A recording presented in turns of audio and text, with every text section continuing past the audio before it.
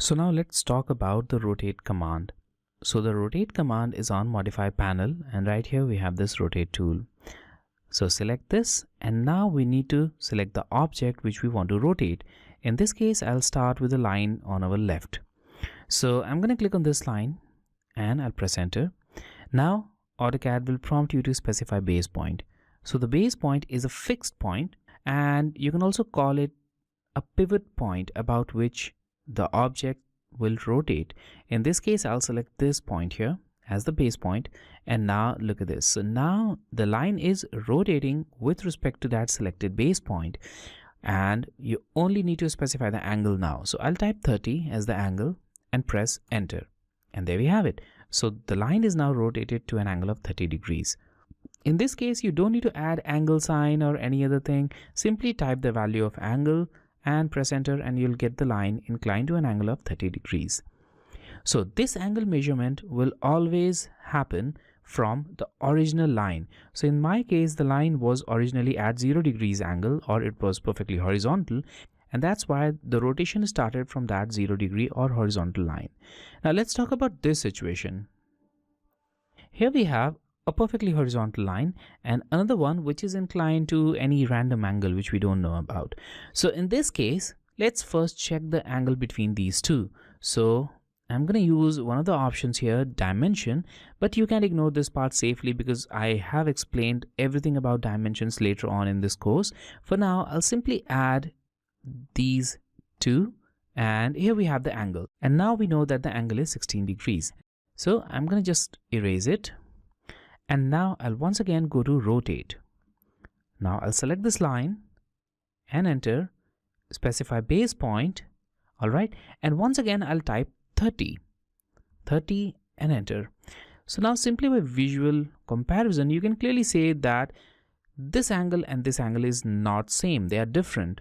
Well, in this case, I specified an angle of 30 degrees, but the measurement will start from the original line. So the final angle should be 30 degrees plus 16 degrees.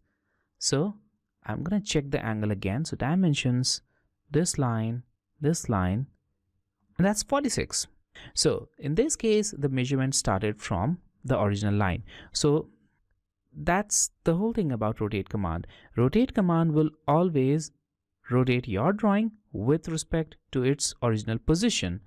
In this case, this was at 16, so it made a final angle of 30 degrees with respect to this line. So if you measure it with respect to this, then you'll get 30 degrees. So I'm going to do that next. I'll go to rotate again, and I'll once again select this line and enter, and this time I'll select base point and I'll click on this option, copy. Now this will allow you to keep one of the copies here, and now you have the rotated line. I'm going to type 30 and enter. So now we have this line rotated here. Let's check the angle between these two. So this should be 30. So I'm going to go to dimension. I'll click here, and look at this, it's 30. So always AutoCAD will start measurement from your original configuration. Now there is a problem again. How can we rotate lines like these to any known angle? For example, what if we want to make this line perfectly vertical with respect to this horizontal line? So in that case, you can use a reference option again. So I'm going to go to rotate. I'll select this line and enter. I'll select the base point, and now we have an option here called reference. So I'll select reference angle, and you already know that this angle is 16 degrees. So type 16 for reference and enter, and now AutoCAD will move 16 degrees back, and if it moves 16 degrees back, it will end up with this horizontal line. So that means the measurement will now start from this horizontal line because we have added 16 degrees as a reference angle.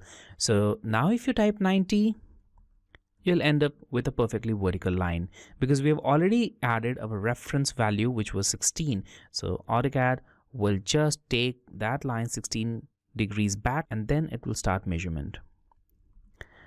So I'm going to show it again using another example. In this case, the angle was 16 degrees. It was known angle, but what if you don't even know the angle of this line? In that case, you can use 2 points on this line as a reference. So here it is. I'll go to rotate. I'll select the line, I'll press enter, I'll click on base point, and now I'll select reference. And in this case, I'll select this point and this point. And now the reference angle is already selected. All you need to do is simply add the final value, in this case 90, enter, and once again it's vertical.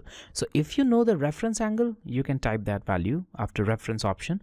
If you don't even know the value, that's also fine. You can select any 2 points on the line to specify the reference angle. And when you specify reference angle, AutoCAD will start measuring everything from that reference angle.